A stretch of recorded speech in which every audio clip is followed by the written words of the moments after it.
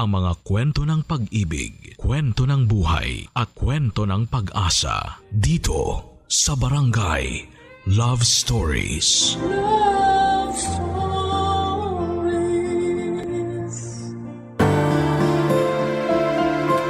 Kasal ang isa sa mga pinakamasayang parte sa buhay ng dalawang taong nagmamahalan. Ito ang nagsisilbing pinto ng panibagong kabanata sa kwento ng magkasintahang tunay na nag-iibigan. Ikaw kabarangay, anong bagay ang gustong mangyari sa iyong kasal? Dear Papa Dudut, sa mundong mapanghusga ay hindi na talaga may iwasang pagtaasan ng kilay ng mga tao ang dalawang nagmamahalan na mayroong malaking age gap. Ganyan ang sinapit ko noong napamahal ako sa isang binatang 10 taon ang agwat mula sa akin. 35 years old na ako ngayon samantalang 25 years old naman ang boyfriend ko. Tawagin na lamang akong Marie samantalang Hari na lang ang itawag ninyo sa boyfriend ko.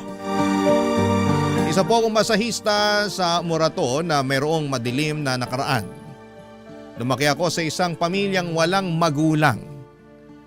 Tanging ang lola ko lang ang nag-alaga sa aming magkakapatid noong kami musmos pa lamang. Aminado naman po ako noong kabataan ko ay talagang walang direksyon ang buhay ko. Dahil walang magulang na gumabay sa akin. Napunta ako sa mga maling tao. Nagkaroon ako ng mga kaibigang walang ibang ginawa kung hindi ang sirain ang buhay nila. Hindi po ako nakapagtapos ng pag-aaral dahil mas pinili ko ang barkada ko noon kesa sa edukasyon. Dahil sa barkada ay natuto akong magbisyo. Nalulong ako sa ipinagbabawal na gamot at ilang beses na rin po akong hinuli ng mga pulis dahil sa panggugulo. Pero nagbago ang lahat noong namatay ang lola ko. Naiwan sa akin ang responsibilidad na alagaan ang mga nakababata ko pang kapatid. Sa edad na 22 ay naging taga-silbi ako sa karinderya. Naging waitress ako sa bar, naging kasambahay at naranasan ko ring maging ticket seller sa isang terminal ng bus.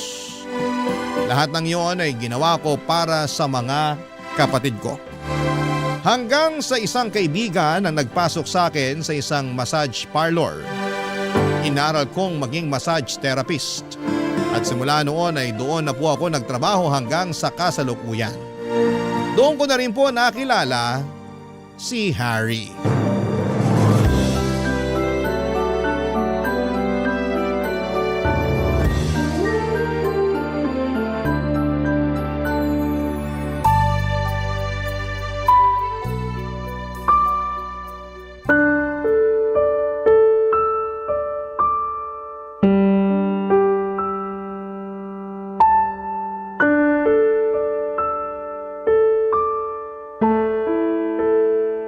Sir? Sir? Hala, tulog na yata. Sir, tapos na po tayo. Tapos na ba? Opo, sir. Isang oras na ba yon? Opo, nakatulog kasi kayo kaya hindi nyo na namalayan yung oras. Sarap kasi ng hagod mo eh. Ano nang sunod? Sunod. Pwede na po kayo magbihis. Nandito po yung damit nyo. Ha? Magbibihis na? Hindi ba pagkatapos ng masahe may ginagawa pa? Ano pong ginagawa? Yung happy ending? Happy ending? Walang ganun dito. Ang bastos nyo naman. Ha? Sabi kasi ng kasama ko, sorry, akala ko kasi Hindi kami nag-extra service kung yun pong iniisip nyo. Magandang reputasyon ng spa namin. Extra service? Hindi, sorry. Nagkaroon lang siguro ng misunderstanding. Misunderstanding daw. Ang sabihin nyo, manyak kayo, manyak. Nagpunta kayo rito para magpamasahe, hindi para mangmanyak ng therapist. Hindi naman sa ganun. Ganito kasi yung nangyari. Sandali lang Mag-i-explain ako. Hindi ako manyak, okay? Nilibre lang ako ng kasama ko rito kasi birthday ko nung nakaraan. Ang sabi niya, may ganon. May parang happy ending daw kayo rito. Ay hindi, walang ganon. Makakaalis na po kayo. Ang sungit mo naman. Ako pa yung masungit ikaw tong manyak. Kahit hindi nyo na ako bigyan ng tip basta umalis na kayo rito. Oo, eto na. Aalis na ako. Asan yung damit ko? Ayan, magbihis ka na para makaalis ka na rito. Salamat. Teka, aalis ka na? Oo, lalabas na ako. Baka kung ano pang gawin niyo sa akin dito. Sandali lang. Miss naman, hindi ako ganong tao. Hindi ako manyakis. Kung ano man yung sinabi ko kanina, kalimutan mo na yon. Ikaw siguro yung klase ng tao na laging nagpupunta sa iba't ibang spa para lang maghanap ng extra service, no? Ganon ka na ba katigang? Hindi ah. First time ko nga magpamasahe eh. Ngayon lang ako nakapasok sa massage parlor. Paano mo nalaman yung tungkol sa extra service kung hindi mo pala ginagawa yun? Nasabi lang yun ng kaibigan ko. Hindi ko nga alam kung anong ibig sabihin ng happy ending eh. Basta ang sabi lang sa akin ng kaibigan ko, pagkatapos ng masahe, may happy ending daw. Kapag hindi daw ginawa yun, itanong ko raw. Happy ending, extra service, isa lang yun. Para yun sa mga taong gustong magpalabas ng init ng katawan at hindi yun ginagawa rito sa amin. Pasensya na, hindi ko naman alam eh. Malilintikan talaga sa akin yung kaibigan kong yun. Pinahiya pa ako. Totoo ba na hindi mo alam kung ano ibig sabihin ng happy ending?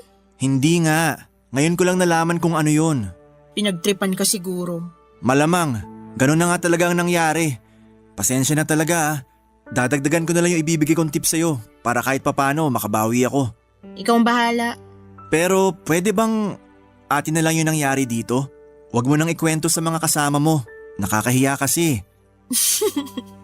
Depende sa tip na ibibigay mo. Oo, ako nang bahala sa tip mo. Teka, nasa na ba yung bag ko? Nandun sa upuan. Sandali, kukunin ko lang yung wallet ko. Bibigyan kita ng tip. Huwag mo lang sabihin sa labas yung nangyari. Papa Dudut, pagkatapos ng pagkikita namin yon ay hindi ko inaasahang makikita ko ulit si Harry. Sa sumunod na linggo ay bumalik siya sa massage parlor na pinagtatrabahuhan ko at nirequest ako na maging masahista ulit niya. Nung una ay umayaw ako dahil inakala kong manyakis siya, pero gusto lang daw niyang bumawi kaya nagpamasahe ulit siya. At dahil matumal ang customer noong time na yon ay pumayag na lamang ako dahil sayang din ang kita at baka mapagalitan pa ako ng boss ko. Sa kabuuan ng masahe ay walang ibang ginawa si Harry kundi ang makipagkwentuhan sa akin. Hindi na siya nagsubok pa na bastusin ako. Patunay na nagsisisi na nga siya sa naunang ginawa niya. Pinatawad ko naman siya noong panahong yon, Papa Dudut, dahil kahit papaano ay nakilala ko siya ng kaunti noong nagkwento na ito tungkol sa buhay niya. Nagtatrabaho raw siya sa komisari ng isang meat shop. Laking palengke siya dahil ang dating trabaho ng kanyang ama bago ito naging OFW ay ang magkatay ng bakat baboy na ibinebenta nila sa palengke. Doon siya natuto sa iba't ibang klase ng mga karne na siya na ring naging trabaho niya kalaunan. Bago umalis sa massage parlor si Harry ay hiningi niya ang FB account ko at dahil naaaliw ako sa kanya ay ibinigay ko naman po ito. Online na namin sunod na kinilala pa ang bawat isa. Noong naging komportable na kami sa isa't isa ay inaya ko ni Harry na kumain sa labas. Noong nagkaroon ako ng day off at pinaunlakan ko naman siya, Papa Dudut.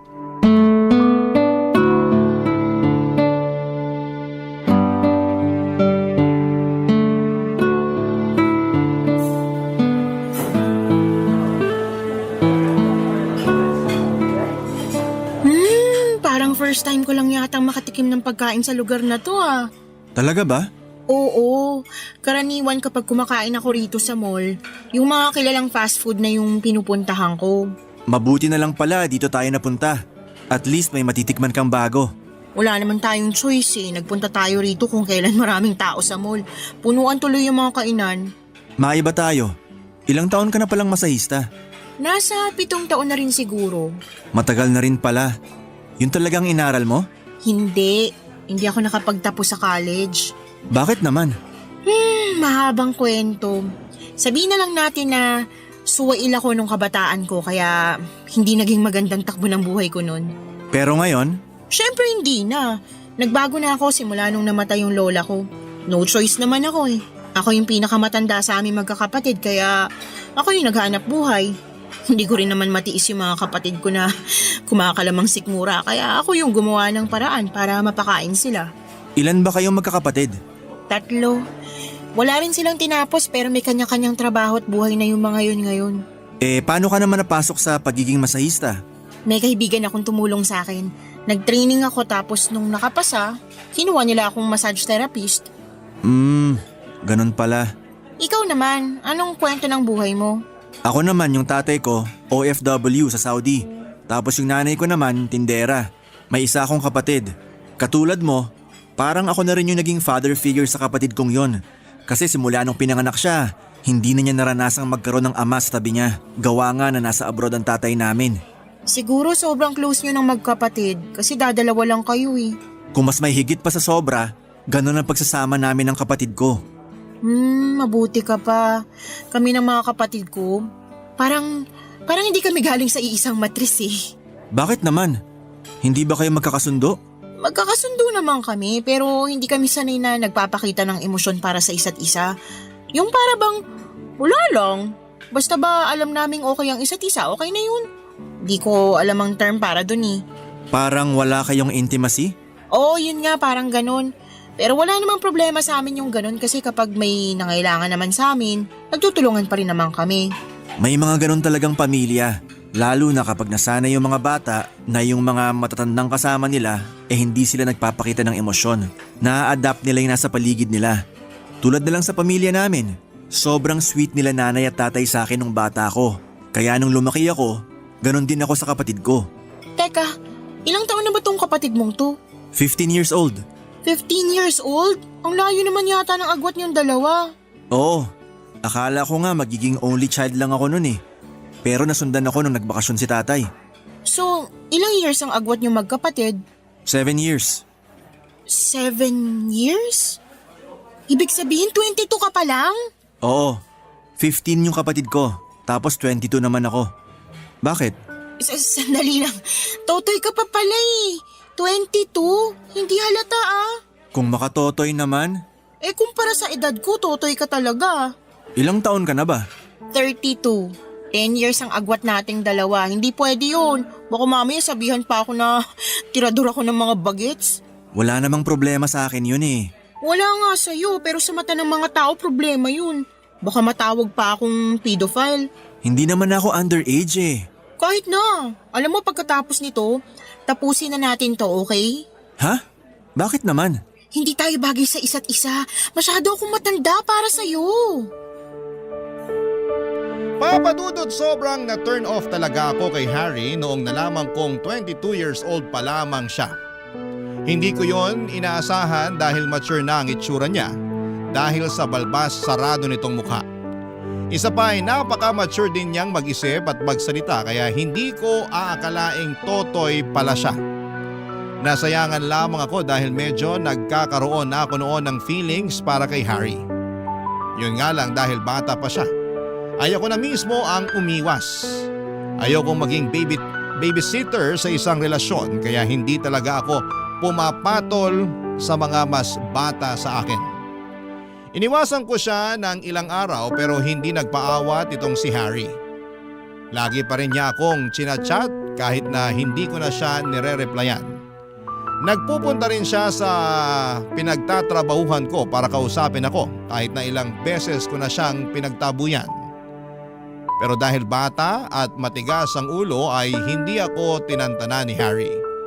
Nagpatuloy siya sa pangungulit sa akin, papadudot, hanggang sa maging ang mga kasamahan ko sa trabaho ay naaawa na rin sa binata.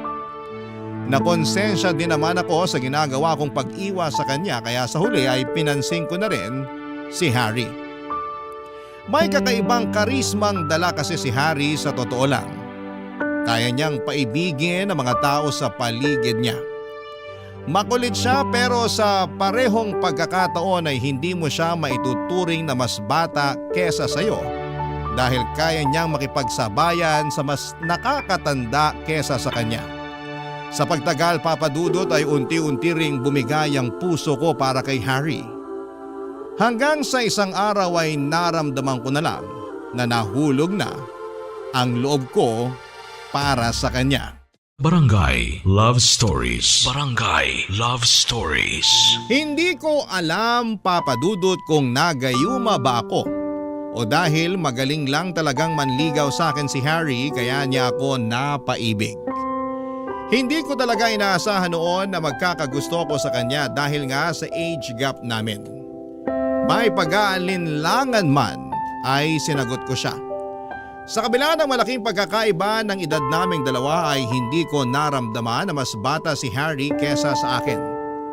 Matalas siyang mag-isip at napakalawak ng pangunawa niya na dinaig pa ako na mas matanda kesa sa kanya. Kaya tuloy tuwing magkasama kami ay parang kaedad ko lamang kung ituring ko siya dahil hindi ko ramdam ang pagkabata niya. OFW ang ama ni Harry na mahigit 2 dekada nang nagtatrabaho sa Saudi. Panganay siya at ang nakababatang kapatid niya ay malaki rin ang agwat ng edad niya. 7 years ang pagitan nilang dalawa at matagal bago nasundan si Harry dahil nga nasa abroad ang tatay nito. Kahit na ganoon ay sobrang close ni Harry sa kapatid niyang si Sean. Parang siya na rin kasi ang tumayong ama ng kanyang kapatid. Bilang siyang pinakamatandang lalaki sa kanilang pamilya. 7 buwan na tumagal ang relasyon naming dalawa ni Harry bago niya naisipang ipakilala ako sa nanay at kapatid nito. Noong nalaman ko ang plano niya ay umayaw ako. Natatakot kasi ako na baka hindi ako matanggap ng nanay niya. Pero naisip ko rin na darating din naman ang araw na magkakatagpo kaming dalawa kaya hindi ko na dapat patagalin pa ang kabang nararamdaman ko. Sa huli pumayag ako makipagkilala sa nanay ni Harry, Papa Dudut.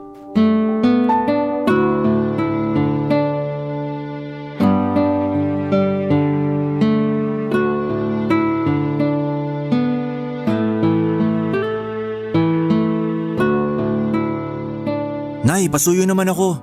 Pakiayos na po yung lamesa. Malapit nang matapos tong niluluto ko. Oo, heto na. Ay nihanda ko na. Sino ba kasi itong bisita mo at talagang naghanda ka pa ng makakain? Basta, importante po tong tao na to para sa akin. Girlfriend mo ba yung darating? Nakita ko kasi nung nakaraan may ka-video call kang babae eh. Basta po, makikilala nyo na siya mamaya. Mukhang importante para sa itong bisita mo ah. Talagang ikaw pa ang nagluto para sa pananghalian ngayong araw. Oh, nandyan na yata siya. Sandali, papapasukin ko lang siya. Ikaw muna rito, Nay. O sige, ako na dyan. Salamat. Talaga tong batang to, oo. Ay, ang bilis talaga ng panahon. Nagbibinata na ang mga anak ko. Halika na. Sana lang talaga Dito tayo. mapunta sila sa Nandito tamang sa kusina tao si Nanay. para hindi na sumakit ang ulo ko. Oh, hello! Magandang tanghali po. Magandang tanghali rin sa'yo, Iha. Ito pala si Nanay. Nay, siya po si Maris. Siya po yung girlfriend ko. Sa wakas naman, nakilala na rin kita. Hari, pakicheck nga to kung luto na. Mukhang pwede na yatang hanguin. Pwede na po yan. Ako na po dyan para maihanda ko na yung pagkain. O sige, Iha, maupo ka muna. Salamat po. Sayang, si Sean wala ngayon. Di mo na siya naabutan. Saan ba siya nagpunta? Nandun yon sa kaklase niya. Gagawa yata sila ng project. Hindi ko alam, nagmamadali eh. Hindi na tuloy nakapananghalian. Ay, ganun po ba? Sayang naman. Hayaan mo, ipapakilala ka namin sa kanya sa susunod na dalaw mo rito. Taga saan ka pala? Mukhang malayo pa ang pinanggalingan mo ah. Sa Novaliches lang po ako. Talaga? May kumari ako dun eh. Pero sa Bagbag siya nakatira. Sa Tandang Sora naman po ako. Mabuti naman na isipan ka ng ipakilala nitong anak ko sa akin. Nagulat nga rin po ako eh. Bigla-bigla na lang siyang nakapag-isip ng ganito. Saan naman kayo nagkakilala? Mamaya na yung interview. Eto, kumain na muna tayo habang mainit pa to. Sa parlor po kami nagkakilala. Nakakatuwa nga yung araw na yun eh kasi nagpamasa. Nagpamasa yung kaibigan ko. Sinamahan ko siya tapos nakita ko si Maris doon. Kinuha ko FB niya tapos niligawan ko siya. Sinagot naman niya ako. Yun po ang love story naming dalawa. Yun nga po yung nangyari. Nagtatrabaho ka sa massage parlor? Opo, Ilang taon ka na ba? 32 na po ako. 32 ka na. Opo, malapit na nga po ako mag-33 eh. Hindi halata, no? Parang nasa 25 lang. 22 lang tong anak ko ah. Hindi ba parang masyado namang malayo ang agwat ninyong dalawa? Nay, wala naman yan sa edad eh. Hindi requirement ang edad sa pag-ibig. Pero hindi ba mas magandang maghanap ka ng babae na mas malapit sa edad mo? 10 taon ang tanda ng girlfriend mo sa'yo oh. Pasensya ka na Iha, pero nagulat lang ako. Okay lang po. O bakit naman si Harry ang nagustuhan mo? Nagkakaubusan na ba ng lalaking nasa 30 ang edad kaya naghanap ka ng mas bata? Nay, ano namang klaseng tanong yan? Nagtatanong lang ako. Gusto kong malaman kung bakit siya nagkagusto sa mas bata sa kanya ng 10 taon. Yun ba talaga ang trip mo, Iha? Kahit wag mo nang sagutin yon, Maris. Nay, medyo nakakabastos naman yung tanong nyo. Wala namang masama sa tanong ko Nagtatanong lang naman ako. Parang may gusto kasi kayong palabasin eh. Nagtatanong lang yung tao, ako pa yung masama. Kumain na nga tayo para matapos na to. Masakit para sa akin, Papa Dudut, na hindi ako tanggap ng nanay ni Harry para sa anak niya. Pero inaasahan ko na rin yon, Papa Dudut. Alam kong hindi normal para sa iba na makakita ng 2 taong nagmamahalan na malayong agwat ng kanilang edad, lalo na kung yung babae ang mas matanda. Pero kahit na ganoon man ang naging reaksyon sa akin ng kanyang ina, ay hindi nagpa-apekto si Harry. Nagpatuloy pa rin ang relasyon naming dalawa. Hindi naging issue sa amin kahit na ayaw sa akin ang nanay niya dahil ayon kay Harry ay nasa wastong gulang na siya at karapatan niyang pumili ng taong mamahalin niya. Isa pa ay wala na raw magagawa pa ang nanay nila tungkol doon. Dahil hindi naman daw mahilig makialam ang nanay niya sa mga personal nilang desisyon. Ang mahalaga ay naipakilala na raw niya ako sa pamilya niya. Hindi ko inaasahan na tatagal ang relasyon namin ni Harry at hindi ko rin kasi ini-expect na mas lalo pa akong mapapamahal sa kanya sa mga susunod pang buwan ng pagsasama namin. Hindi ko naman ikakaila na minsan ay nagkakaroon kami ng tampuhan ni Harry. Normal lang din naman siguro yon sa mga magkasintahan. May mga araw na nagkakaroon kami ng pagtatalo lalo na pagdating sa oras. At may pagkakataon din na nagkakaroon ng selosan sa pagitan namin. Pero ang mga problemang yon na dumarating sa buhay namin ang mas nagpapatatag pa sa relasyon naming dalawa. Sa sobrang bilis ng mga oras ay hindi ko namamalayang 3 taon na pala ang dumaan. Simula nung naging kami ni Harry at noong mga panahong yon ay patuloy pa rin ang pag-usbong ng pagsasama namin.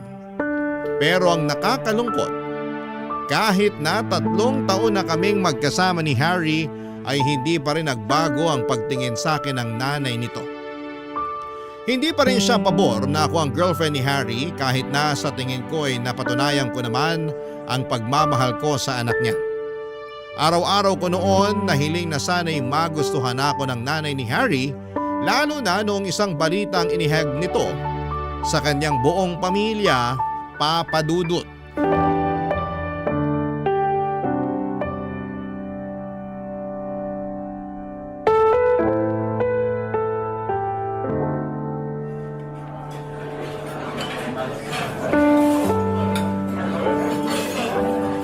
Maris, nandito ako. Hala, ikaw pala yung nakaupo rito. Hindi kita namukhaan ah. Nag-iba itsura ko, no? Umupo ka na. Salamat. Ano, bagay ba sa akin tong bagong hairstyle ko? Oo, mas gumwapo ka. Mukha ka tuloy sundalo. Bakit mo naman naisipang magpagupit ng ganyan? Kasi special tong araw na to para sa akin. Special? Bakit naman? Mamaya ko na sasabihin kapag kompleto na tayo. May inaantay ka pa? Sino pa bang makakasama natin ngayong gabi? Inimbitahan ko rin si Nanay at Sean. Talaga? Ano ba kasing meron ngayon? Bakit mo kami dinala rito? Mukhang mahal pa naman ang pagkain dito sa restaurant na to. Sakto lang naman. Swak naman sa budget. Nag-order na pala ako ng pagkain natin para maihanda na nila ng mas maaga. Napaisip tuloy ako kung anong meron ngayon. Hindi naman natin anniversary. Wala namang may birthday sa atin, hindi rin birthday ng nanay mo. Basta. Sabihin mo na. Naku-curious na ako eh. Mamaya na kapag nandito na sina. Oh, nandyan na pala sila oh. Nay, nandito kami. Ang gara naman pala ng lugar na to, anak. Hindi mo sinabi. Eh di sana nagsuot ako ng mas magandang damit. Sabi ko naman sa inyo kanina na ayaw nyo maniwala. Yan tuloy. Maupo na po kayo. Magandang gabi po. Ano bang okasyon, Harry, at naisip mong kumain sa ganitong klaseng lugar? Sige na nga, sasabihin ko na kung bakit. Total, tanong kayo ng tanong, sasabihin ko na. Ito, Ano yan, kuya? Maris, Hala, kuya, bakit ka lumuluhod? Alam mo kung gaano kita kamahal. Sa ilang taong pagsasama natin, napatunayan ko sa sarili ko na ikaw na talaga yung babaeng mamahalin ko hanggang sa pagtanda ko. Hari! Kaya kung pagbibigyan mo ko, gusto sana kitang pakasalan. Will you marry me? Oo, syempre oo, pakakasalan kita, Hari. Magpapakasal na kayo? Anak, masyado ka naman yatang nagmamadali. Pag-isipan mo muna to ng maigi. Nay, ilang buwan ko na tong pinaghahandaan. Alam ko sa sarili ko na ito ang gusto ko. Gusto ko nang mapangasawa si Maris. Ang bilis naman yata, kuya. Oo nga, ilang taon pa lang naman kayong magkasama eh. Marami pang pwedeng mangyari. Marami pa nga. At sabay naming haharapin ang mga pangyayaring yon bilang mag-asawa. Masyado ka pang bata para magpakasal. 25 na po ako. Sa tingin ko nasa sapat na edad na ako para magpakasal. Alam ko po na marami po kayong pagdududa sa relasyon namin ni Hari, pero makakasiguro po kayong hindi mali itong gagawin namin. Mahal po namin ni Hari ang isa't isa.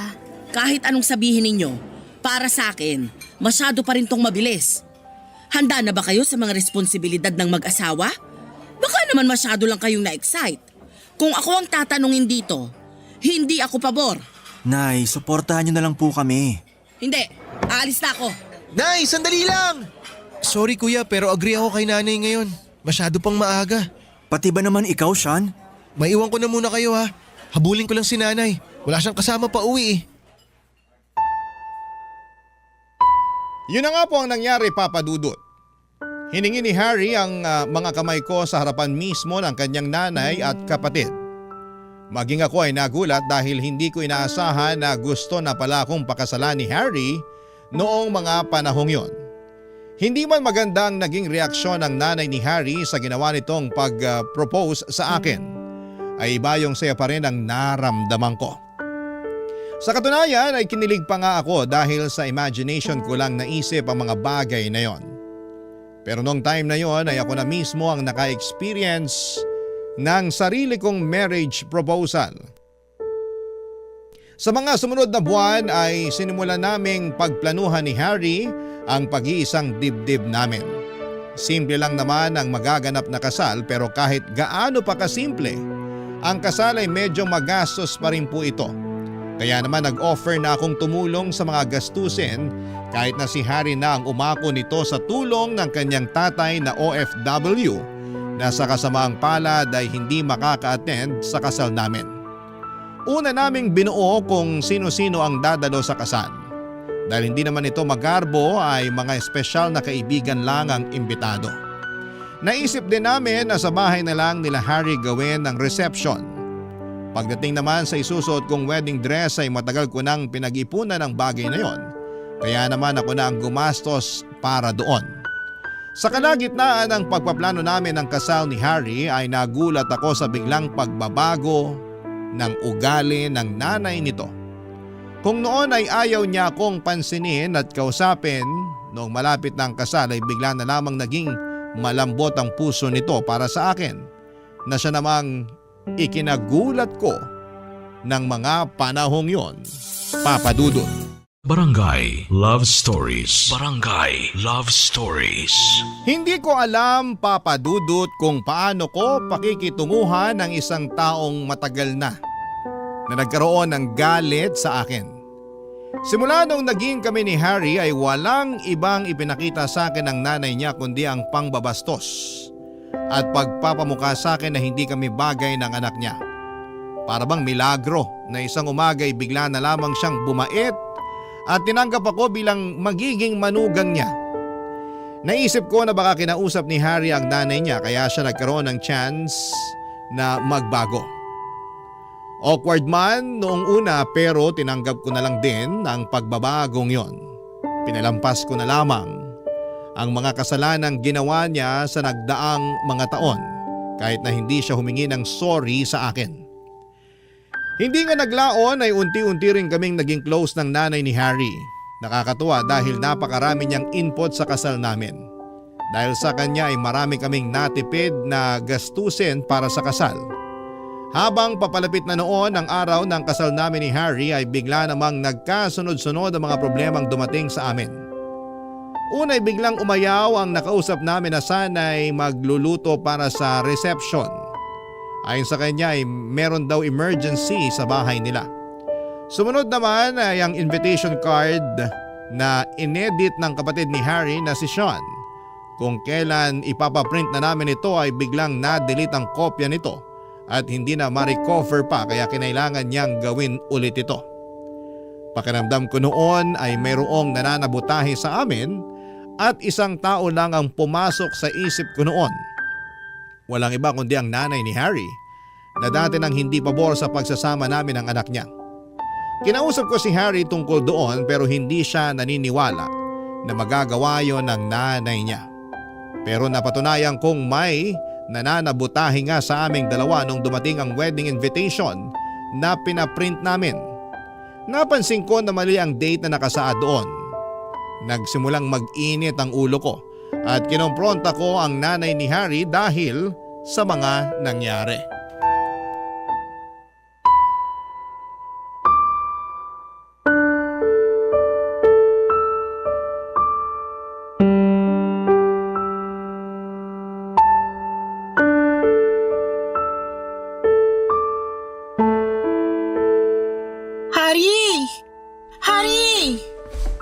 Oh, bakit?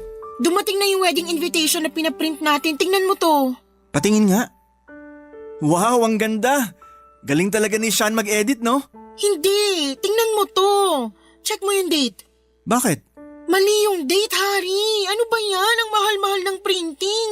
Paano nangyari yan? Akala ko ba na-check mo bago ipinaprint? Na-check ko naman eh. Inisa-isa ko lahat at tama lahat ng detalye bago ko sinend sa magpiprint. Paano nag-iba yung date? Di ko alam. Sean! Sean, halika nga rito. Bakit kuya? May pinalitan ka ba rito sa wedding invitation na ginawa mo? Wala, bakit?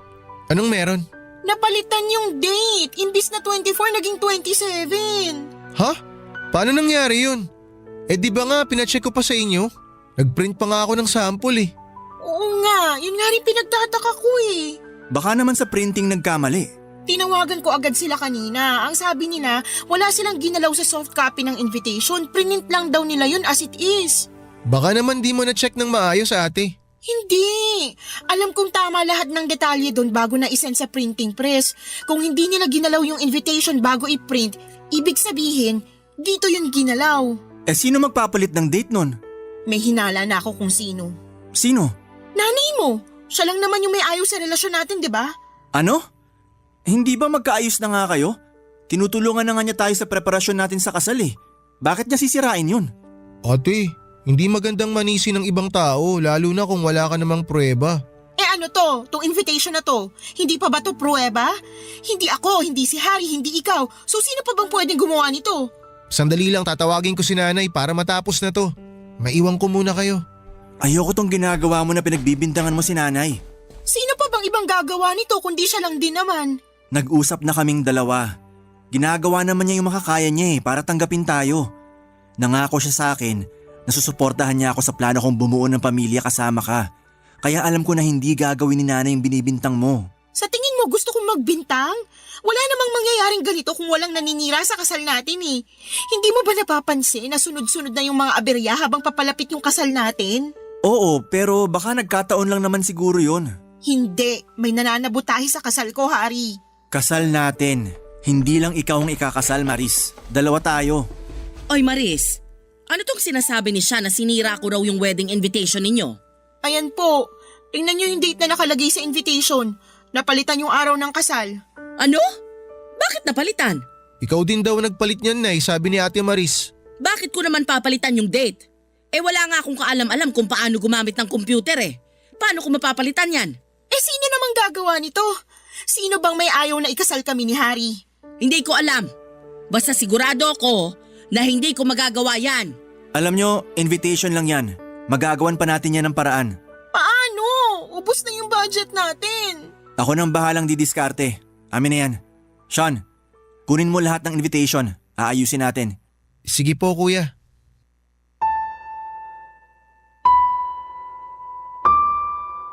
Si Simula noon ay nag-decide kami ni Harry na wag nang makialam ang nanay nito sa preparasyon ng kasal namin.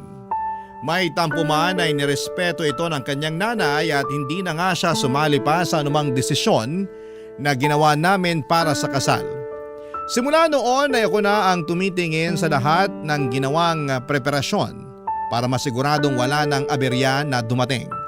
At dahil kapos na nga ang budget ay tinaparan na lang namin ang date ng invitation namin bago namin ito pinadala sa mga kamag-anak at kaibigan. Kung tutuusin ay napakasimple lang naman ang kasal na magaganap.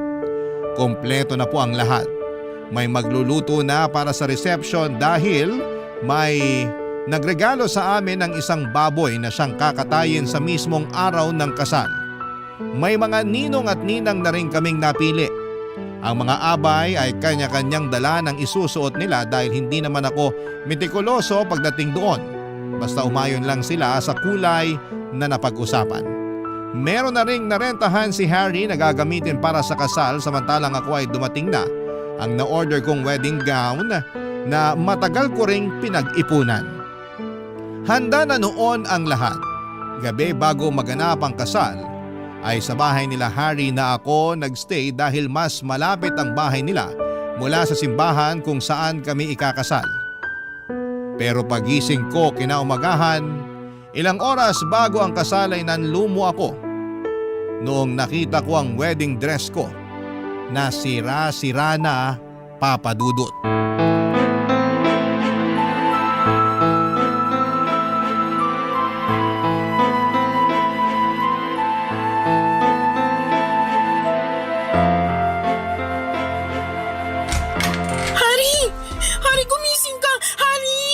Bakit?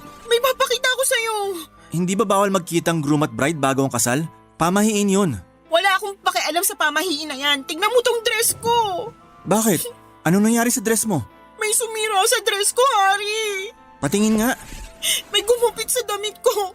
Ngayon, sabihin mo sa akin na walang nananabo tayo sa kasal natin. Sino namang gagawa nito kung kailan ikakasal na tayo mamaya? May isang tao lang sa isip ko na pwedeng gumawa nito. Teka, saan ka pupunta? Antayin mo ako! Ate, kain na raw tayo para makapaganda ka Nasaan ang na. nanay mo? Nasa kusina. Bakit? Nay! Kuya, bakit galit na galit si ate? May sumira sa dress niya. Ha?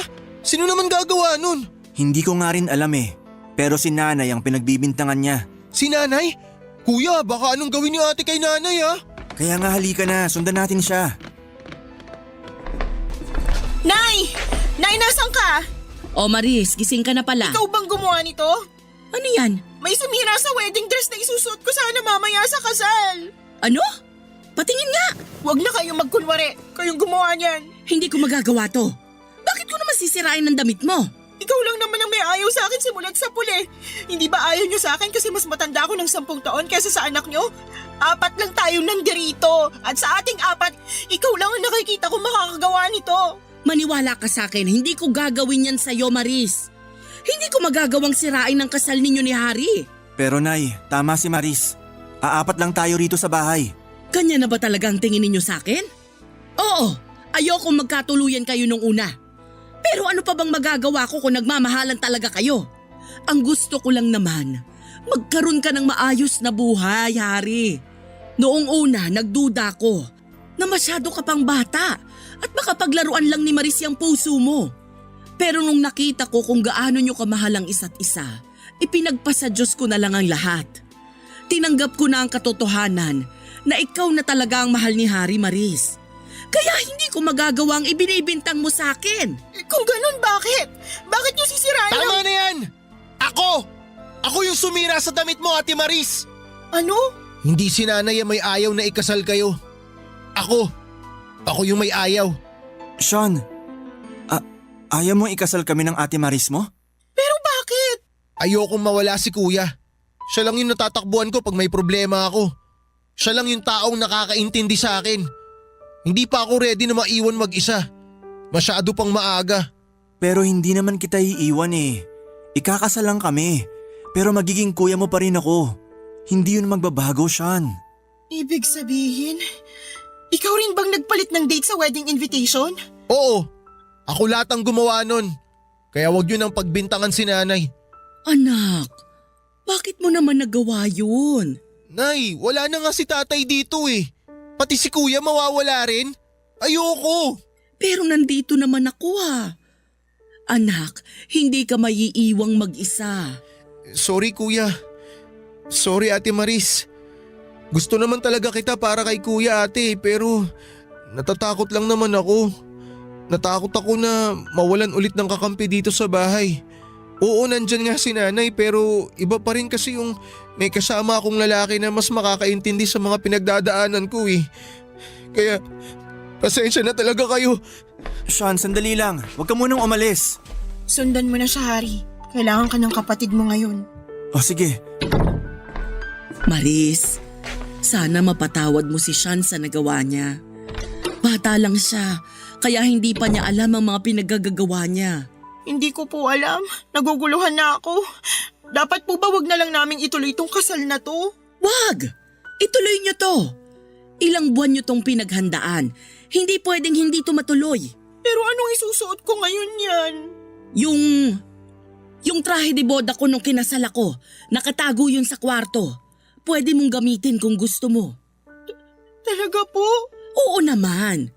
Magkapareho naman tayo ng katawan nung kabataan ko. Kaya tiyak ako nakasya sa'yo yun. Kung hindi man, ipapatawag ko na lang yung kumari kong sastre para may adjust yung damit kung sakali. Halika na, isuot mo para makita natin kung kasya ba. Salamat po, Nay. Walang anuman. Pasensya na rin po kung kayo yung pinagbintangan ko. Huwag mo nang isipin yun. May mas malaki pa tayong problema dyan na kailangang ayusin bago ang kasal ninyo. Halika na, samahan mo ako sa kwarto. Maayos naman naming naidaos ang kasal, Papa Dudut. Medyo luma man ang trahe de boda ng nanay ni Harry na ginamit ko noong kasal ay masaya pa rin ako na naging successful ang pag-iisang dibdib namin.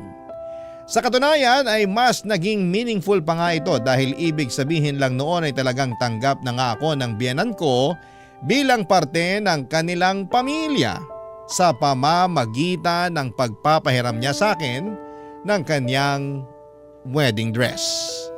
Patuloy noon ang paghingi ng tawad ni Sean sa amin dahil sa ginawa niya. Ganon din na humingi rin ako ng kapatawaran sa nanay ni Harry dahil pinagdudahan ko ang kabutihang loob na ibinigay niya sa amin. Pinagsisihan ko rin na siya ang sinisisi ko na nanabutahe sa kasal namin. Nagkapatawaran kaming lahat at sa mga sumunod na buwan ay naging maayos na ang relasyon ko sa pamilya ni Harry. Nangako rin naman si Harry kay Sean na kahit bubukod na kami para makabuo ng sariling pamilya ay hindi naman niya tuluyang tatalikuran ng kapatid niya. Patuloy pa rin niya itong sosuportahan kahit na hindi na sila nakatira sa iisang bahay. Papadudod sa ngayon ay may isa na kaming anak ni Harry at mukhang masusundan na ulit ito ng pangalawa. Ang tanging hangad na lang naming mag-asawa ay maging payapa ang pamilya namin sa mga susunod pang taon. Ito po ang kwento ko at sana po ay nagustuhan ninyo ang ibinahagi ko sa inyo, ang inyong forever kapuso at kabarangay Maris. Barangay Love Stories. Barangay Love Stories. Nakakaantig naman talaga ang ating kwento. Ikaw ba, kabarangay? Nakarelate ka ba sa story natin ngayon? Kwentuhan naman tayo dito sa comment section. Nagustuhan ng iyong napakinggan? Ituloy yan via live stream sa www.gmanetwork.com/radio. In Mega Manila, 97.1. Forever! Ang mga kwento ng pag-ibig, kwento ng buhay at kwento ng pag-asa dito sa Barangay Love Stories. Love Stories.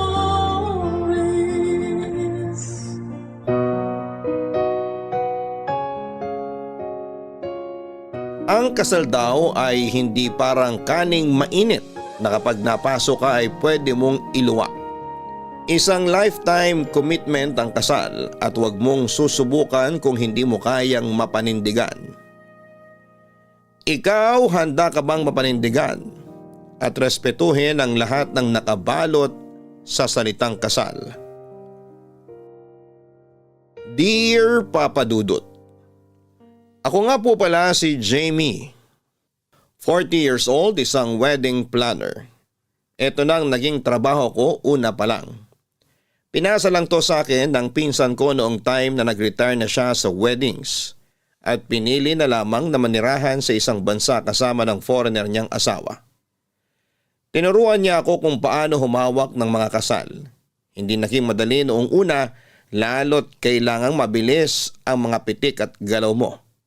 Dagdag pa ang haba ng pasensya na kailangan para sa mga pagbabago sa mga detalye sa kasal at sa mga bisitang hindi marunong makiramdam. Mahirap ang buhay ng isang wedding planner. Puro lakaran, puro pakikipag-usap, puro pagpapasensya, at puro pagpapatawad. Hindi madali pero sa tuwing nakikita ko kung gaano kasaya ang mukha ng mga ikakasal ay parang nababawi rin kahit papaano ang hirap. Saka mo biglang susundutan na pwede pa sa susunod na kasal. Hanggang sa nakasanayan ko na ang buhay ng isang wedding planner. Wala na akong ibang nakitang trabaho na mas bagay sa akin kundi ito. Marami akong nalalamang kwento ng pag-ibig at napapaluha na lamang ako. Dahil kahit na hindi ko pa yon naranasan ay masaya na lang din na maging bahagi ng forever nila.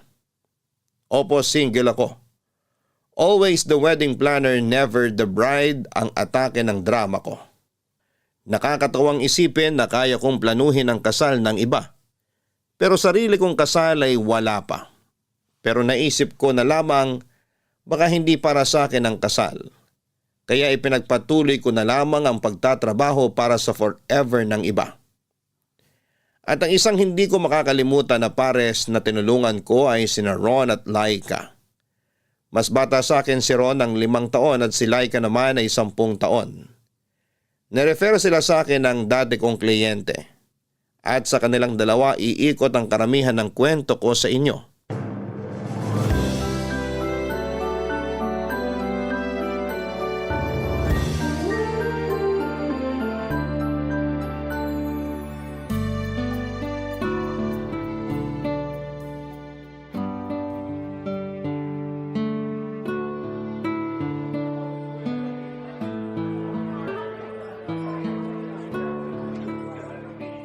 Hi, ikaw si Jamie?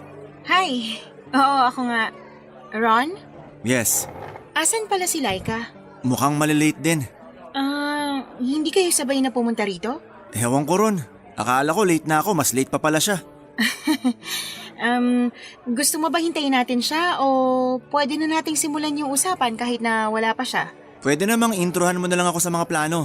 Pero wala rin naman akong say dyan. Si Laika pa rin ang masusunod. Siguro mas maganda na nandito na siya para hindi sayang ang laway ko. Okay. Magkwentuhan na lang muna tayo ng kahit na ano. Hindi naman siguro sayang sa laway yun, no? Pwede naman para komportable na tayo sa isa't isa. Matagal ka na ba sa trabaho mo? Oo. Halos 15 years na rin. Ang tagal na pala. Siguro umay ka na sa mga kasal, no? Sanay lang, pero hindi umay. Ang ganda kaya ng weddings, lalo kapag palitan na ng vows. Tapos kapag nagbibigay na ng messages ang mga mahal nyo sa buhay, nakaka-touch. Magkaiba pala tayo. Ayoko ng kasal eh. Ha? Talaga ba? Eh bakit ikakasal ka ngayon? Sorry, na-late ako. May nakita kasi akong dress sa mall kanina. Natagalan ako mag-decide kung bibilhin ko ba o hindi. Ang ending, binili ko pa rin. Pwede mo naman sanang balikan na lang yan damit after nitong meeting natin with Miss Jamie, di ba? Eh paano ko makuha ng iba? Tsaka wag ka nga. Pareho lang naman tayong late, no? Mas maaga ka nga lang ng konti sa akin. Di ba, Miss Jamie? Basta akong pinakamaaga sa inyong dalawa. Pasensya ka na ulit ha. Ayos lang yun. Basta wag lang kayo malilate sa mga susunod. Lalo na sa araw mismo ng kasal nyo kasi hirap na ako magpatawad nun. Basta wala akong makikitang mall bago ako pumunta ng simbahan. Siguradong hindi ako malilate. Simulan na nga natin para makauwi na rin. Nagmamadali kang umalis ha. Parang wala kang ganang ayusin tong kasal natin. Naiinis lang kasi ako sa'yo. Sabi ko naman sa'yo na sabi na tayong pumunta rito. Pero nakuha mo pang mag-mall para maglakad-lakad. Tapos ang hirap mo pang tawagan. Mag-aaway pa ba tayo? Huwag mong sirain ang mood ko ah. Kinakabahan na ako sa inyong dalawa. May kasal pa bang magaganap? Pasensya ka na Miss Jamie ha. Sagad kasi sa butong toyo nitong fiancé ko. Hayaan mo siya. Sorry Miss Jamie, wala lang talaga ako sa mood. So inaamin mong kasalanan mo nga ang lahat ng to. Wala akong aaminin kasi mali ka rin. Ren, edi tayong dalawang may mali rito. O sige na, ako na lang ulit yung mali para tumigil ka na. Ako na lang ang mali para bago naman. Sorry sa joke ko. Wrong timing. Ayos lang yun Miss Jamie. Kami ang dapat mag-sorry kasi unang beses pa lang na nagkaharap-harap tayo tapos ganito pa yung nangyari. Sorry, Miss Jamie. Babawi na lang kami sa'yo. Promise, hindi kami tatawad sa mga i-offer mo na wedding package. Ay, bigla naman akong naging masaya sa sinabi mo. Sige, mag-away ulit kayo sa harapan ko next week, ha?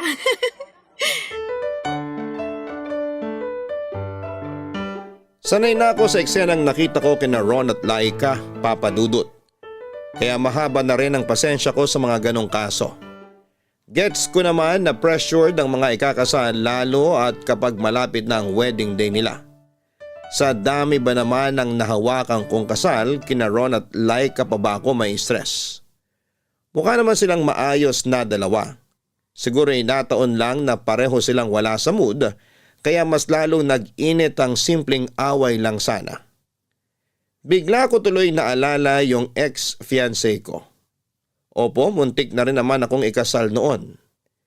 Isang gabi bago ang kasal namin, naramdaman ko ang stress sa kanya. Kaya nga ultimo yung medyas niya ay pinanghawakan pa naming dalawa. Bilang ako naman ang mahabang pasensya sa amin, kaya inunawa ko na lamang siya. Pinakalma, umepekto naman at kinabukasan ay excited na akong makaharap siya sa altar. Ang ganda ko noong araw na yon. Bumagay sa akin ang trahe de boda ko at ang hawak kong mapupulang rosas.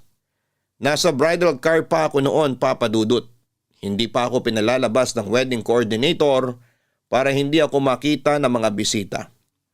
Kaya lang napansin ko na parang nagkakagulo na sila sa labas ng simbahan.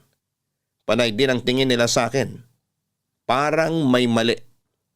Sinubukan kong kausapin ang coordinator namin at wala naman daw problema.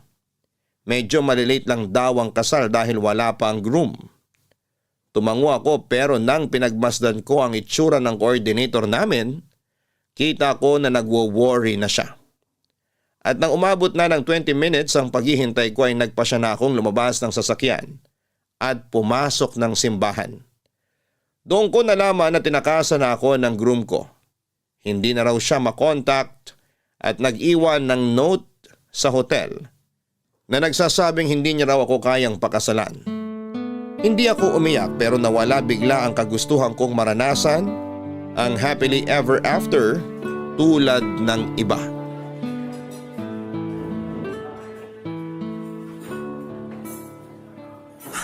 Sorry Miss Jamie, late na naman ako for the second time. Sorry talaga. Naku, okay lang. Kararating ko lang din naman. Nauna lang naman ako ng 10 minutes sa'yo. Umupo ka na. Malilate din siguro si Laika? Hindi. Anong hindi? Hindi siya makakarating.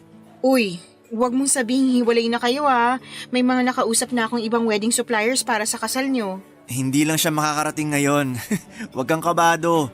May kasal pa rin na magaganap. Ay, akala ko naman kasi. May mga na-cancel bang kasal na hawak mo noon? Oo naman, normal yun. Paano yung bayad mo ron? Hindi ko na siningil. Masyado na ngang mabigat na hindi matutuloy yung kasal nila.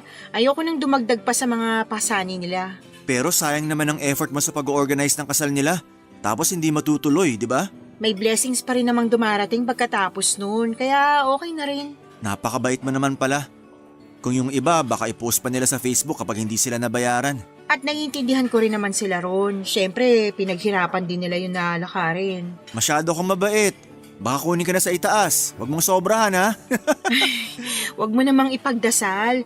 Pag kinuha ako ng maaga, wala na kayong mabait na planner. Sorry nga pala nung first time namin na nakaharap ka ha. Todo away pa kami ni Laika. Nakakahiya. Ayos lang yun. Normal yun sa ibang ikakasal. Ando na kasi yung pressure sa inyo eh. Huwag na lang natin pag-usapan. Pero teka nga, asan nga ba si Laika? Bakit hindi siya makakapunta? May kailangan siya i-close na deal sa trabaho niya eh. Inuna niya yon. Pangdagdag din daw sa bayarin sa kasal namin. Sana pala nireschedule na lang natin tong meeting para naman may input din siya sa mapag-uusapan. Pinagkakatiwala naman niya sa akin tong meeting natin. I-guide mo na lang siguro ako. Wala akong alam sa ganito eh. Gets kita. Kadalasan kayo mga groom, umattend lang sa kasalang gagawin nyo. Ang mga bride talaga ang mabusisi sa mga detalye. Hindi rin kasi ganun si Laika. Kahit ano lang meron, ayos na sa kanya. Basta may maganap lang na kasal. Maswerte ka naman pala. Hindi ka na mahihirapan sa kanya. Sana nga. So, simulan na natin? Paano ba? Ikaw bang mamimili sa isusuot na sapatos ni Laika? Ha? Hindi! Wala akong kinalaman sa sapatos niya. Natawa naman ako sa sinabi mo. Ay, sorry. Sabi ko naman sa'yo, wala akong alam sa ganito eh. Banu talaga. Sorry. Alam mo, ganito na lang. I-reschedule ko na lang tong meeting natin. Dapat kasama na si Laika. Baka kasi kung ano pang masabi mo ngayon. Mas mabuti pa nga. Pero babayaran ko na lang tong araw na kinita mo ko. Wag na. Wala rin naman akong ginagawa sa bahay kaya gusto ko rin namang lumabas. Bayaran mo na lang ako ng kwentuhan. Nako, kung kwentuhan lang pala ang bayad sa'yo, yayaman ka sa akin. So, simulan na natin? Paano ba? Ano bang size ng sapatos mo? Palong-palo ang sense of humor ni Ron sa akin, Papa Dudut. Kaya nasulit ko rin na lumabas ng bahay kahit kinailangan kong i-reschedule ang meeting namin para sa kasal nila ni Laika. Aaminin ko noong una ko siyang nakilala dahil nga cold at stress siya noon. Hindi ko natipuhang makipag-usap masyado sa kanya. Nadagdag pa yung away nila sa harapan ko. Pero dahil nga relax lang si Ron, noong second meeting namin ay kaya doon ko nakita na ayos din naman pala siya. Tulad ng ibang tao ay may mood lang siya na hindi maganda dala rin ng nakaka-stress na mga pangyayari sa paligid niya. Naintindihan ko na, napahaba nga ang usapan namin. Naparami pa ang orders namin ng pika-pika. Kahit busog na kami noon ay panay pa rin ang order niya. Libre na lang daw niya. Yun na lang daw ang kabayaran para sa pag-reschedule ng meeting. Sabi ko naman ay ayos lang talaga. Pero mapilit siya. Inabot kami ng ilang oras sa restaurant na yon. Kung ano-ano na lamang ang napag-usapan namin. Una tungkol sa mga magagandang lugar na pwedeng mag-honeymoon. Hanggang sa mga magagandang plato na pwedeng bilhin kapag nag-asawa ka na. Nakakatawa na lang na napupunta na kung saan-saan ang usapan namin noon. Walang putol ang usapan namin. Walang hintuan. Laging may banad si Ron sa mga sinasabi ko at hindi na rin ako nahihiyang bumanat sa kanya. Sobrang komportable na namin sa isa't isa. Nakakala mo'y matagal na kaming magkakilala. Hanggang sa na-realize ko, unti-unti ay parang nafo-fall na ako sa kanya. Aaminin kong dahil sa mahabang usapan namin, nagkaroon ako ng crush sa aking kliyenteng groom, Papa Dudut. Noong nakauwi na ako sa bahay after ng kwentuhan namin ni Ron ay kinabahan ako bigla. Paano ba naman kasi iyon ang unang beses na nagkaroon ako ng crush sa kliyente ko. Matagal ko nang binakura ng puso ko sa mga groom na nakakasalamuha ko. Hindi ako pwedeng magkaroon ng kahit kaunting interest sa kanila dahil kailangan kong maging profesional at syempre andun ako para tulungan sila sa kasal nila. Ikakasal sila sa iba at dapat ay hindi ako ma-attach sa kanila. Pero iba kasi ang nangyari sa pagitan namin ni Ron. Dahil nga sa naging kwentuhan namin, hindi ko namalaya na nasira na ni Ron ang bakod ng puso ko. Kung bakit naman kasi lumalim pa ang naging usapan namin. Gusto ko na lang din talagang sisihin ang sarili ko ng mga oras na na-feel kong nagkaka-crush na ako sa kanya. Hindi ako muling nagparamdam kay Ron. Diretso ako lagi kay Laika sa pag-update para sa next meeting namin at yung mga dapat na gawin. Hindi naman nakatunog si Ron na kay Laika lang ako dumadaan. Kasi napag-usapan naman na namin na si Laika ang una kong dapat na makausap. Siya kasi ang bride. Siya ang mas nakakaalam sa dapat gagawin sa kasal. Mabuti na lang at gumana ang excuse na yon, Papa Dudut. 2 linggo din akong hindi nagparamdam kay Ron. Hanggang isang gabi ay nagulat na lamang ako na may tumawag sa akin. Hindi nakasave ang numero, inakala ko noong una na magdi-deliver yon ng parcel o baka bagong kliyente at mag-i-inquire sa rate ko bilang planner. Nagulat na lamang ako nang marinig ko ang boses ni Ron. Biglang kumabog ng malakas ang dibdib ko. May epekto pa rin pala siya sa akin. Akala ko natunaw ko na ang nararamdaman kong interest sa kanya dahil 2 linggo na rin kaming hindi nakapag-usap at nakapagkita. Ginulat mo naman ako, Ron. Bakit ka ba napatawag? Akala ko bagong kliyente ko na. Dismayado ka ba na lumang kliyente mo ang tumawag? Akala ko nga rin magde-deliver ka ng parcel ko eh. Pwede naman ako mag-deliver sa'yo. Ano bang gusto mo? Kape? Hopya? Jowa? Naku, pass dyan sa jowa. Busy ako. Naks naman si career woman. Bakit ka nga napatawag? Wala lang. Hoy, hindi pwedeng wala lang. May problema ba? Pwede ka bang maging kaibigan ngayon, Jamie? Oo naman. Kiss na muna ang pagiging wedding planner ko sa inyo. Kaibigan mo ako ngayon. Ano bang nangyari? Normal bang kabahan pag ikakasal? Oo naman. Wedding jitters ang tawag dyan. Wedding jitters? Parang tunog si Chiria o Gina. Sige, magpatawa ka pa. Kabado ka na nga dyan. Pero seryoso nga. Kabado talaga ako. Tsaka Uy, atin-atin lang to ah. Parang gusto kong umatras sa kasal namin ni Laika. Okay lang na maramdaman mo yan. Isa yan sa mga senyales ng wedding jitters. Pero utang na loob wag mong itutuloy na umatras. Ay nako, ikaw ang unang kliyente ko na sisingilin ko kapag makakancel ang kasal niyo. Ay, kasi naman. Kaibigan mo ako ngayon. Ano ba talaga nangyayari? Bakit bigla kang nakakaramdam ng ganyan? May aaminin ako sa'yo ah. Pero atin-atin lang talaga to ah. Oo na nga. Hindi naman ako chismosa. Go lang. Alam mo bang biglaan lang ang kasal namin ni Laika? Paanong biglaan? 3 buwan pa lang kami magkarelasyon nang mabuntis ko siya. OMG! Buntis si Laika? Nabuntis. Nabuntis? Past tense? Anong... Nakunan siya. Ikwento mo nga ng buo. Nawiwindang ako sa mga revelasyon mo. Nabuntis ko nga siya nung 3 buwan pa lang kami magkarelasyon. Dapat nga hindi kasi sabi niya nagpipils naman daw siya. Kaya lang nakalimutan pala niyang uminom ng 3 gabi na magkasunod. Nakalimutan o sinadya?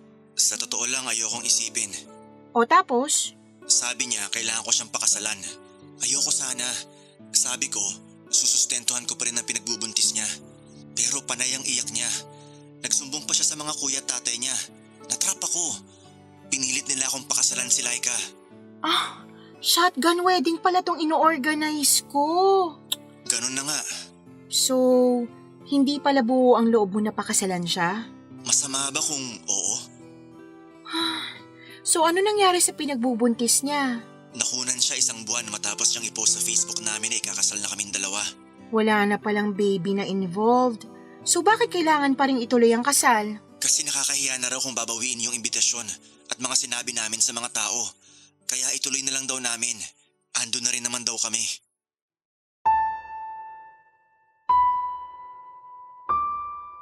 Ramdam ko noon ang bigat sa boses ni Ron habang nagkukwento. Ang hirap naman pala ng pinagdadaanan niya. Kaya naman pala noong unang beses ko silang nakilala ay napansin ko kaagad na parang wala siyang amor kay Laika. Kaya naman pala, napailing na lamang ako at lihim na nakaramdam ng inis kay Laika.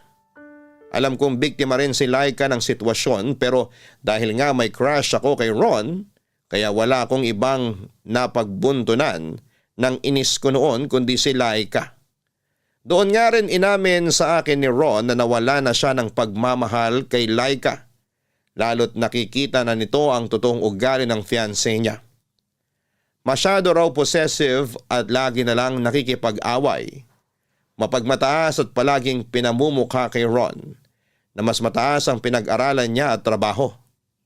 Never daw naramdaman ni Ron na equal sila ni Laika. Kailangang laging angat si Dalaga.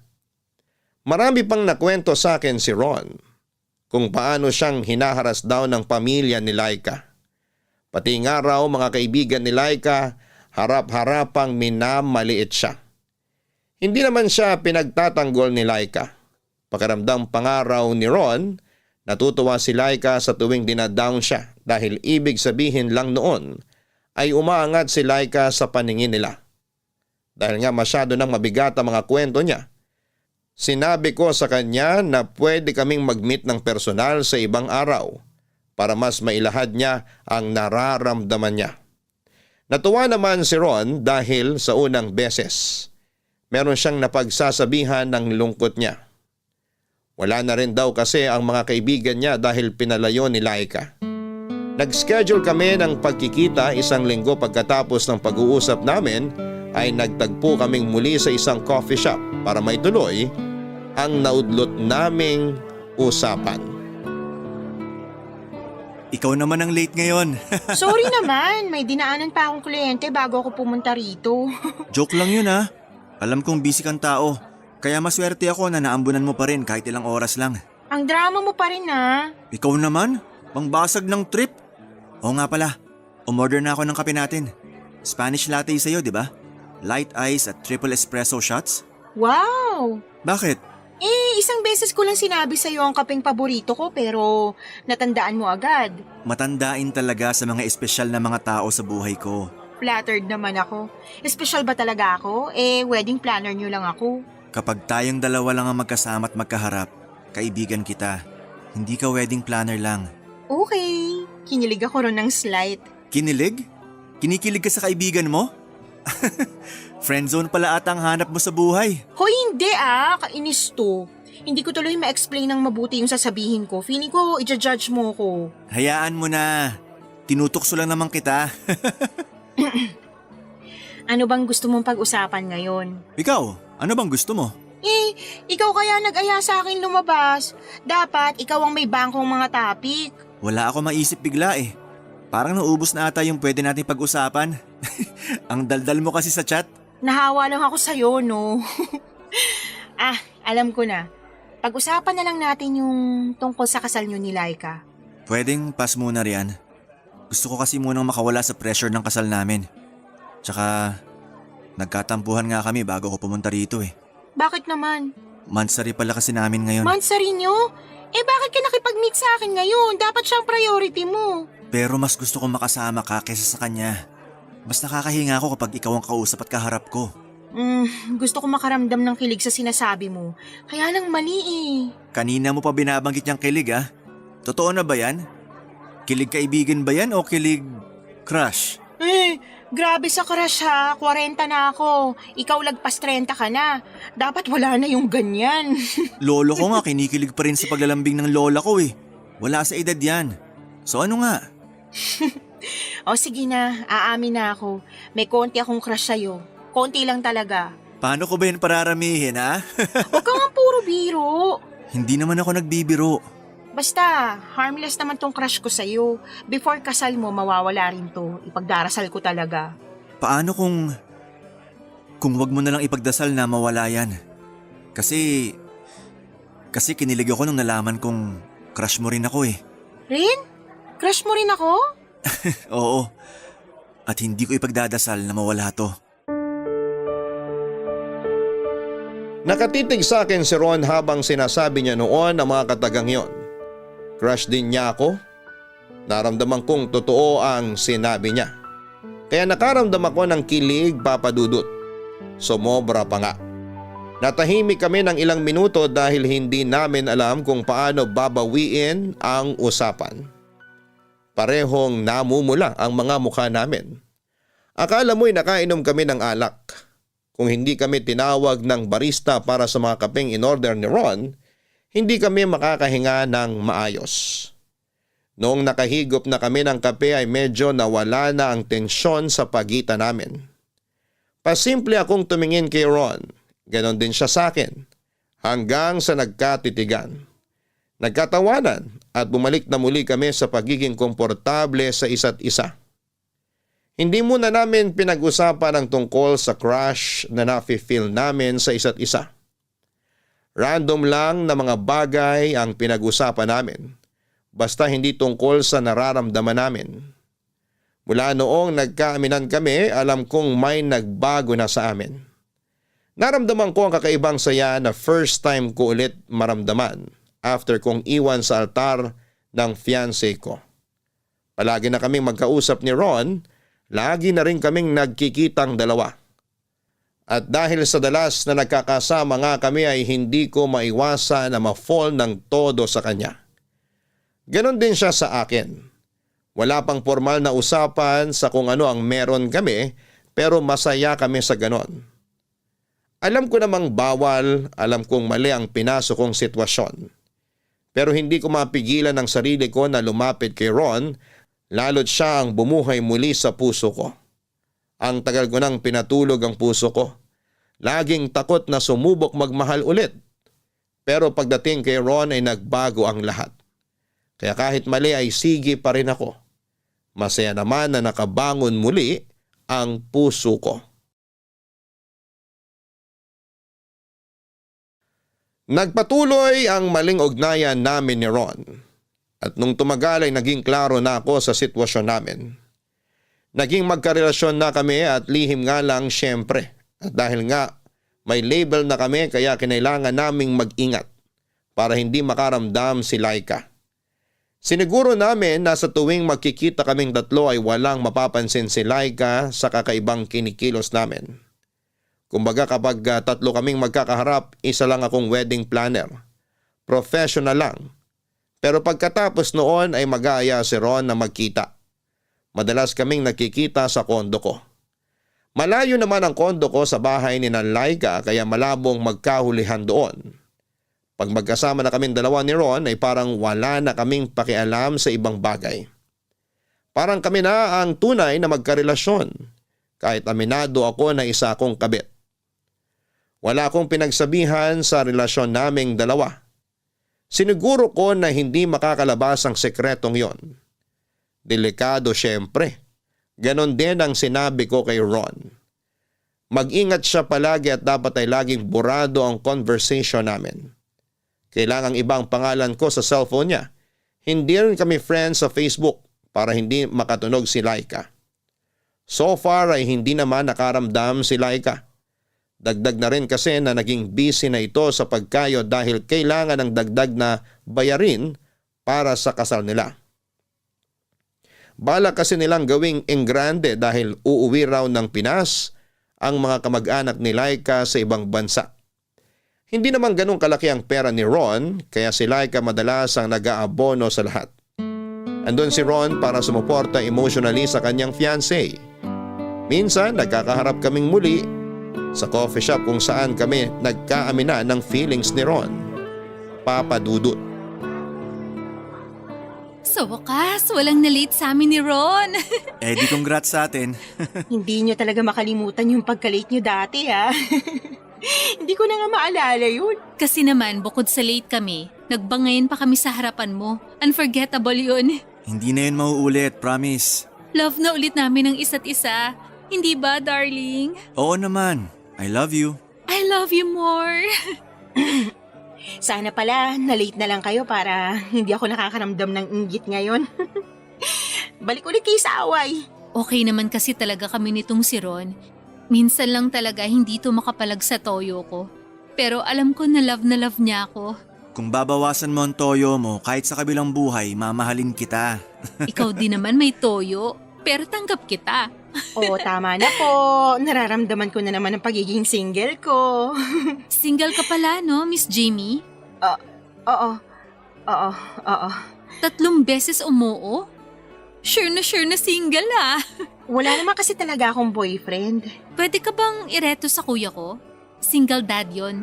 Kung may daddy issues ka, siya ang perfect para sa'yo. Sinong kuya mo? Si Mitoy? Oo, siya lang naman yung single dad sa mga kuya ko. Alam nga namang ireto ko si Kuya Borge, happily married yon. Ayoko naman maging kabitong si Miss Jamie. Hindi niya deserve. Parang namimiloso po ka pa sa pagsagot mo. Ha? Hindi ah. Bakit naman ganyan ang iniisip mo? Yung tono mo kasi ng pananalita. Parang gusto mo ako ipahiya kay Jamie. Miss Jamie. Wala akong balak ipahiya ka kay Miss Jamie. Okay ka lang ba? Bigla ka nagagalit dyan. Nakakainis lang kasi. Tsaka andito tayo para pag-usapan ng kasal natin. Hindi yung pagiging kupido mo kay Kuya Mitoy at kay Jamie. Miss Jamie. Konti na lang naman ang kailangang ayusin sa kasal natin. Masama ba magmalasakit sa love life ni Miss Jamie? Magmalasakit o makialam? Aray ha? Sino ngayon ang namamahiya sa harapan ni Miss Jamie? Teka, nag-aaway na naman kayong dalawa. Kala ko ba love nyo na ulit ang isa't isa? Alam nyo, mas maganda kung wag na lang natin pag-usapan ng love life ko kasi wala rin naman kayong mapipiga sobrang tuyo na talaga. Pasensya ka na Miss Jamie ha? Ewan ko ba kung anong brand ng toyong dumadaloy ngayon sa dugo nitong si Ron? Bigla na lang tinupak Ayoko lang sayangin ng oras ni Miss Jamie sa walang kwentang pangrereto mo. Ah, ganon, walang kwenta. Mas walang kwenta pa nga tong kasal natin. Bahala ka na sa buhay mo. Ikaw na ang umasikaso sa kasal natin. Pagod na ako mag-adjust sa'yo. Laika, saan ka pupunta? Sorry Miss Jamie, kailangan ko lang magpalamig. Bahala na kayo ni Ron kung ano man ang mapag-usapan nyo ngayon sa kasal namin. Ayoko nang makialam. Bye.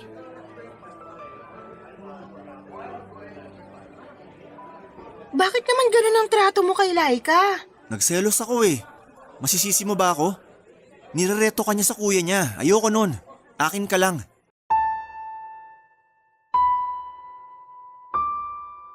Maliman pero nakaramdam ako ng kakaibang kilig nang sabihin ni Ron na nagselos siya. Doon ko napatunayan na mahal niya ako. Bakit siya magsiselos kung hindi siya interesado sa akin, hindi ba? Hinintay ko muna siyang kumalma bago ko siya kinausap. Hinayaan ko siyang ubusin ang kapeng natitira sa tasa niya. At nang makita kong ayos na siya ay saka ko siya kinausap. Pinagsabihan ko na huwag ganon ang trato niya kay Laika. Dahil baka makahalata ito. Doon na-realize ni Ron na mali nga ang ginawa niya. Nadala lang daw siya ng selos. Nagsorry siya sa akin at sinabi ko sa kanya na tawagan niya si Laika para suyuin. Ginawa naman niya pero ayaw sagutin ni Laika ang tawag. Sinabi ko sa kanya na i-text o i-chat na lamang niya para mag-sorry. Sumunod ulit siya. Nakakakilig din yon sa pakiramdam ha? Yung mapasunod ko si Ron sa gusto kong mangyari. Pagkatapos noon ay inaya niya akong pumunta sa kondo ko. Pumayag naman ako. Hiwalay kami ng taxi na sinakyan.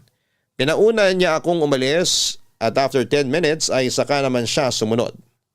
Para lang walang makakita at makapansin. Sa kondo ko doon kami nag-init na dalawa. Naglambingan hanggang sa mauwi sa kama. May nangyari na naman sa amin kaya nga mas mahirap bumitaw dahil may nangyayari na sa amin. Lalo't masyado niyang ginagalingan. Parang ayaw niya akong bigyan ng chance na ihinto ang maling namamagitan sa aming dalawa. Hindi ko tuloy alam kung paano ako makakatakas sa sitwasyon ko. Alam kong balang araw ay kailangan ko rin yung tapusin pero paano? Yon ang tanong ko sa sarili ko na hindi ko pa mabigyan ng kasagutan. Nitanungin si Ron tungkol doon ay hindi ko magawa. Natatakot din kasi ako sa isasagot niya. Baka hindi pumabor sa nararamdaman ko. Kasi kahit mali ay gusto ko lang talagang makasama siya hanggat kaya naming dalawa.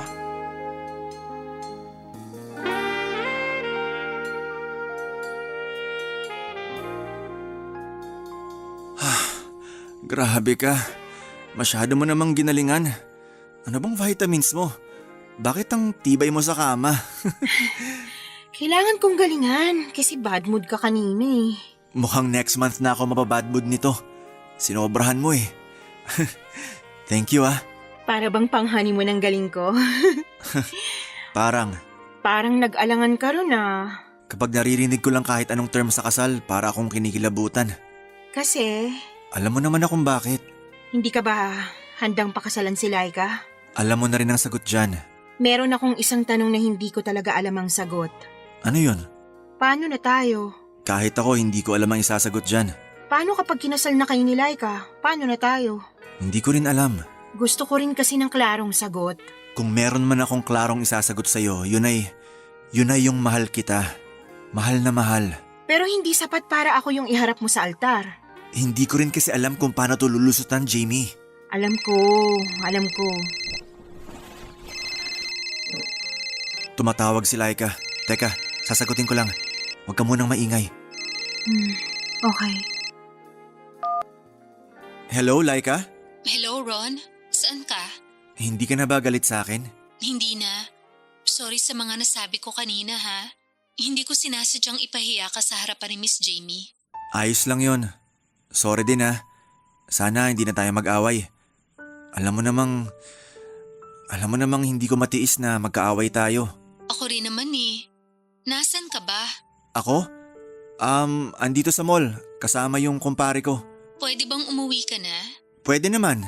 Pero okay lang bang mamayang 6 PM na lang ako umuwi? Meron pa kasi kaming titingnan ng kumpare ko eh. Sige, okay lang. Pero dalian mo ha? Kasi nakabili ako ng bagong 90s. Gagamitin ko sana sa honeymoon natin. Pero hindi na ako makapaghintay na isuot ngayon para makita mo.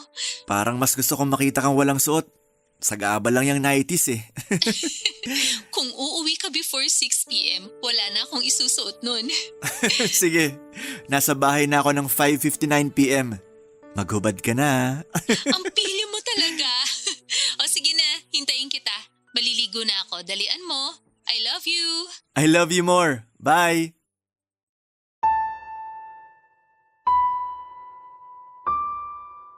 Para kong sinasaksak ng punyal sa dibdib sa mga narinig kong usapan ni na Ron at Laika. Hindi nakatulong na naka-loudspeaker pa si Ron. Narinig ko patuloy kung paano sila magharutan. Wala namang masama roon. Engaged na sila. Sino ba naman ako, hindi ba isa akong kabit? Kahit sinabi pa ni Ron na ako ang mahal niya, pero hindi pa rin yon sapat para ako ang piliin niya. Hindi ko pinahalata kay Ron na nasaktan ako. Nakangiti pa rin ako sa kanya, ako pa ang nag-utos na mag-ayos na siya para makaalis na. Sinabi ko na traffic kaya dapat ay maaga na lang siyang umalis sa kondo ko para makarating siya ng maaga sa bahay nila ni Laika. Ayaw pa sana niya pero pinilit ko. Ako na naman ang nasunod. Bago siya umalis ay niyakap niya ako ng mahigpit. Humingi siya ng sorry sa pagkaipit ko sa sitwasyon nila ni Laika. Kung pwede lang daw ibalik ang nakaraan, sana lumihis na siya ng daan patungo kay Laika at hinanap na lang niya ako. Hindi na ako nagsalita noon. Huli na para ibahin ang nakaraan. Nasa kasalukuyan na kami at yun na ang dapat harapin. Nang makalis na si Ron ay saka ako nagbalik sa kama para umiyak. Ang tagal kong pinigil na huwag tumulo ang luha sa mga mata ko. Pero noong mag-isa ko na lamang ay doon ko ibinuhos ang lahat. Naalala ko pa noon naging kabit din ako sa fiancé ko. Matagal naman silang sira ng dati niyang karelasyon nang pumasok ako sa eksena. Mas naging klaro lang ang lahat para sa dati kong fiancé, ang lahat ng sumulpot ako sa buhay niya. Ako ang pinili niya at pagkatapos noon ay pinili rin niya akong pakasalan. Isang bagay na umaasa akong gagawin din ni Ron sa akin. Pero mukhang malabo na. Oo, at naging kabit din ako noon. Pero pinili niya ako. Pero ngayon may pag-asa pa kayang maulit ang sitwasyon na pipiliin pa rin ako. Palapit na ng papalapit ang kasal ni na Ron at Laika Papadudut at mas lalo lang din kaming napapalapit sa isa't isa ni Ron. Mas lalong lumalalim ang namamagitan sa amin. Maingat kami at wala pa ring nakakahalata pero nakakapagod din pala. Nakakapagod na palagi ka na lang nagtatago at palagi kang itinatago. Kailan nga kaya kami malayang makakalakad sa harapan ng mga tao? Nakakaumay na rin na sa kondo lang kami naging malaya. At marami kami mga bagay na hindi na pwedeng pag-usapan at hindi ko na magawang itanong kay Ron kung ano na ang plano namin sa namamagitan sa amin. Pareho kaming nalilito.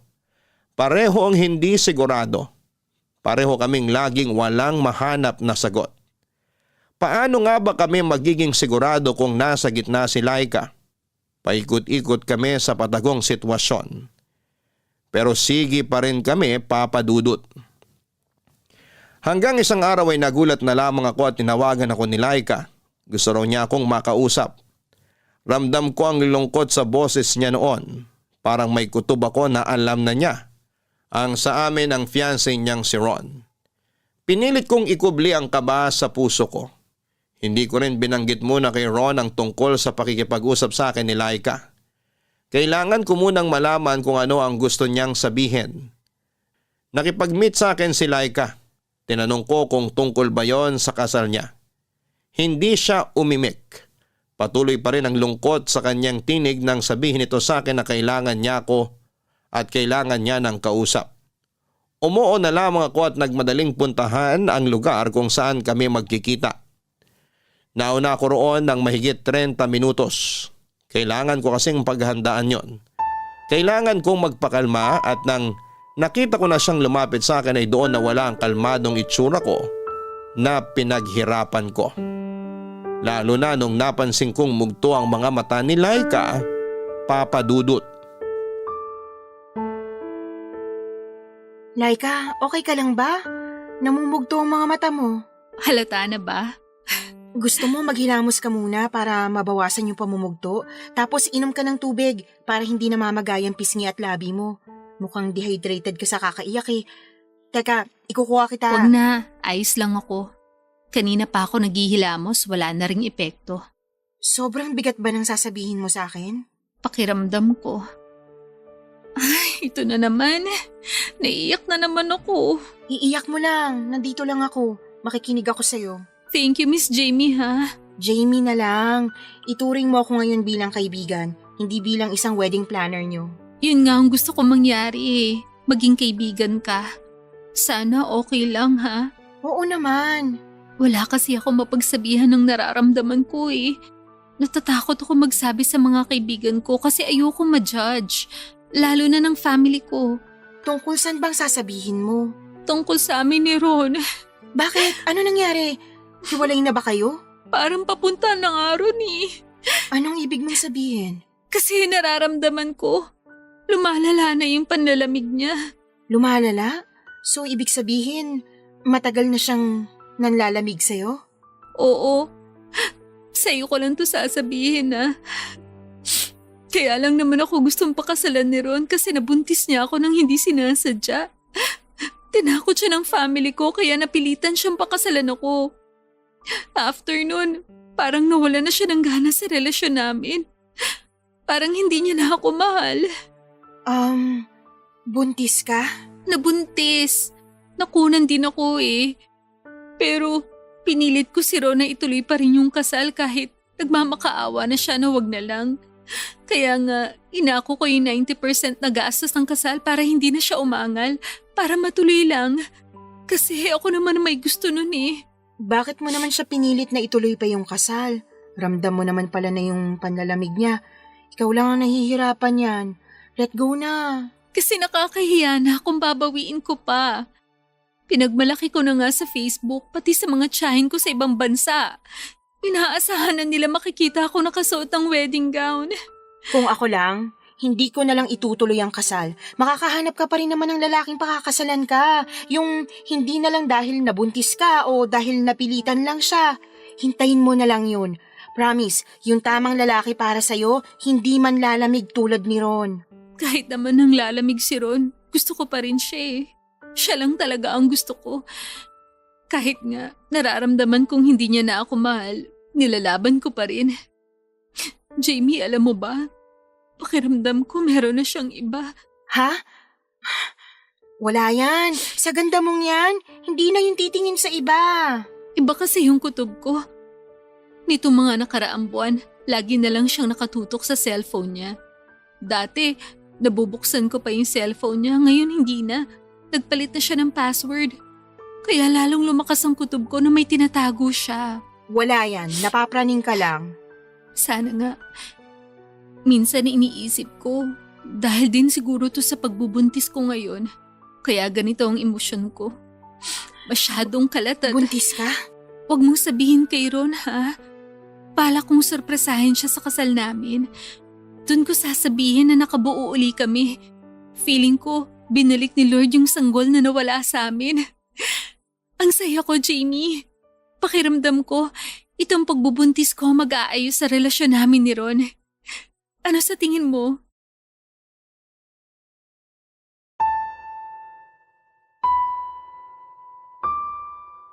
Nadurog ako sa sinabi ni Laika. Buntis pala ito. Ang daming nakwento ni Laika sa plano niya para sa magiging anak nila ni Ron. Doon ko nakitang nagliwanag muli ang mukha niya. Masaya siya, excited na siyang maging isang ina. Kinausap din niya ako na kung pwedeng magpadagdag ng gimmick para sa reception kung saan ay ilalantad ni Laika na buntis na siya. Doon pa lang daw niya sasabihin na buntis na ulit siya. Normally, mabilis lang ang utak kong makaisip ng mga gimmicks sa kasal. Pero nang mga oras na yun ay parang ang foggy ng utak ko. Parang walang ibang pumapasok kundi sakit. Sakit na talagang malabo nang maging kami ni Ron sa huli. Ayokong maging dahilan kung bakit may isang batang hindi lalaking kumpleto ang pamilya. Dahil minsan nawala na rin ako ng anak. Nangyari yon ilang araw nang talikuran ako ng fiancé ko sa altar. Pinalaglag ko ang anak ko ilang araw pagkatapos akong talikuran ng fiancé ko. Magulo ang isip ko noon at aaminin kong nagsisisi ako pagkatapos. Nadala kasi ako ng emosyon. Ayoko na ulit umabot sa ganon at ayoko nang magpadaig sa emosyon ko dahil alam kong may maling kasunod yon. At alam ko sa kasalukuyan ko, nagpapadaig ako sa emosyon ko dahil kay Ron. Doon pa lang ako natauhan, kaya naman nagpasya na akong iwasan ng walang paalam si Ron. Hindi na po pwede, lalo't nagbunga muli ang relasyon nila ni Laika. Ayokong may madamay na naman na inosenteng sanggol. Sa pag-iwas ko kay Ron ay hindi pa rin ito tumigil. Panayang tawag pero mas pinili kong huwag yung sagutin. Hanggang sa sumapit ang gabi ng kasal. Nagulat na lamang ako nang madatnang ko si Ron sa hallway ng kondo ko. Nakaupo at mukhang problemado ang mukha niya. Sa gilid niya ay merong dala itong malaking bag na sa hula ko ay damit ang laman, Papa Dudut.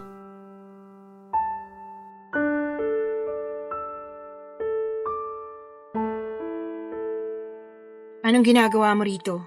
Mag-usap tayo. Wala na tayong dapat pag-usapan. Bigla ka na lang nawala. Kasi ikakasal ka na. Bisperas ng kasal mo ngayon, oh. Dapat nandun ka kasama si Laika, hindi dito. Ayoko. Dito ang gusto ko. Ron, tapos na to. Bakit ba hindi naging klaro sa'yo tong pag-iwas ko? Ginagawa mo lang komplikadong lahat eh. Hindi na to magiging komplikado. Kasi ikaw ang pinipili ko. Nahihibang ka na. Umalis ka na nga. Hindi ako aalis. Hindi ko kayang mawala ka. Narealize ko lang lahat to nung hindi ka na nagpaparamdam sa akin. Para ako nababaliw. Huli na ang lahat, Ron. Binigyan kita ng ilang buwan para maging sigurado sa akin pero hindi mo ginawa. Duwag ka. Naduwag lang ako kasi hindi ko alam kung maibibigay ko sa iyo yung pag-ibig na kailangan mo. Hindi na ako marupok na madadala sa ganyang rasunan. Kung gusto mo ako may paraan. Kung ayaw mo maraming dahilan. Oo. At nagdahilan ako nun kasi naguguluhan talaga ako. Ayoko masaktan kayo pareho ni Laika. Pero gusto mo safe ka. Kaya pinagsabay mo kaming dalawa. Hindi ko naman kasi intensyon na gano'n na mangyari. Wala nang mapupuntahan tong usapan natin. Hayaan mo akong kumbinsihin ka. Hindi na magbabagong isip ko. Bukas na ang huling beses na makikita mo ko. Pagkatapos nun, ayusin mo ng relasyon mo kay Laika. Ayokong makasal kay Laika. Ikaw ang gusto kong pakasalan. Ikaw ang mahal ko, maniwala ka. Handa akong talikuran at kalabanin ng lahat. Huwag ka lang mawala. Wedding jitters. Nasabi ko naman sa'yo yun, di ba? Kabado ka lang at pressured sa kasal yun ni Laika kaya ka ganyan mag-isip pero lilipas din yan. Hindi na to wedding jitters, Jamie. Alam ko sa sarili ko na ikaw talagang pinipili ko. Alam mo kung sino dapat mong piliin? Ang mag-ina mo. Mag-ina? Sorry na lang kay Laika kung nasira kong sorpresa niya para sa kasal niyo bukas. Pero buntis si Laika. Buntis ang fiancé mo. Tumakas na lang tayo. Andito na lahat ng gamit na kailangan ko. Magsimula tayo sa malayo. Doon tayo bumuo ng sarili nating pamilya. Doon kita papakasalan. Magbabagong buhay tayo malayo sa nakaraan. Halika na, Jamie. Di ba mahal mo ako? Oo, mahal kita, Ron. Maniwala ka, mahal na mahal. Pero hindi na dapat eh. Meron kang ibang dapat mahalin. Sinalay kayo at ang magiging anak ninyo. Silang may karapatan sa'yo at sana tanggapin mo yun kasi ako tanggap ko na eh. Wedding planner nyo lang ako. Hanggang doon lang ang pwede nating maging koneksyon. Pagkatapos ng kasal nyo bukas, magbabalik na ako sa mundo ko at ganun din kayo. Huwag na nating gawing komplikado to. Palayain mo na ako. Ayoko nang gumawa ng mali. Jamie, wag naman ganyan, please. Hindi ko kaya na mawala ka. Sa una lang tayo mahihirapan. Pero balang araw, hindi ka magsisisi na pinili mo ang mag-ina mo kaysa sa wedding planner nyo. Paalam, Ron. At best wishes sa'yo.